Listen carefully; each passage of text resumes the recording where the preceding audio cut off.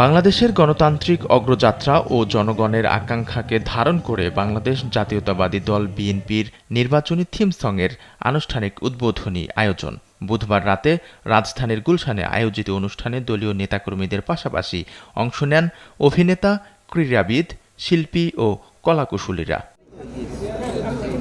রাত ১২টায় বিএনপির কেন্দ্রীয় নির্বাচন পরিচালনা কমিটির নেতৃবৃন্দদেরকে সঙ্গে নিয়ে নির্বাচনী থিম সংয়ের আনুষ্ঠানিক উদ্বোধন করেন দলটির সিনিয়র যুগ্ম মহাসচিব অ্যাডভোকেট রুহুল কবির রিজভী। তিনি বলেন, ফ্যাসিবাদের ভয়াবহ আক্রমণের মুখে নির্বাচনী উৎসব ফিকে হয়ে গিয়েছিল। ফ্যাসিবাদের ভয়াবহ আক্রমণের মুখে আমাদের সেই উৎসব, নির্বাচনী উৎসবের যা ঐতিহ্য এবং এটাকে কেন্দ্র করে মানুষের মধ্যে যে আমেজ তৈরি হতো সেটা অনেকটাই ফিকে হয়ে গিয়েছিল, সেটা অনেকটাই ক্ষীণ হয়ে গিয়েছিল। স্বচ্ছ ও জবাবদিহিমূলক রাষ্ট্র ব্যবস্থা গড়ে তোলার প্রত্যয়ে কাজ করবে বিএনপি। দেশের সংস্কৃতি সার্বভৌমত্ব ফিরিয়ে আনতেও থাকবে আলাদা গুরুত্ব। বৈষম্যহীন আগামীর বাংলাদেশ গড়ার প্রত্যয়ের কথাও উঠে আসে বক্তাদের কথায়।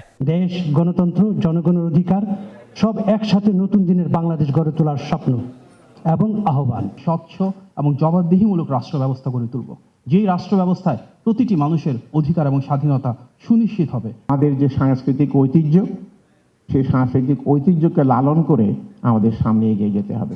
নতুন এই থিম সংয়ে তুলে ধরা হয়েছে আগামীর বাংলাদেশকে নিয়ে দলের পরিকল্পনা ও ভবিষ্যৎ দৃষ্টিভঙ্গি।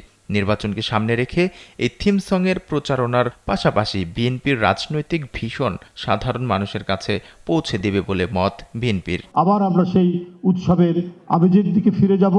আলভি রায়হান, দেশ টিভি, ঢাকা।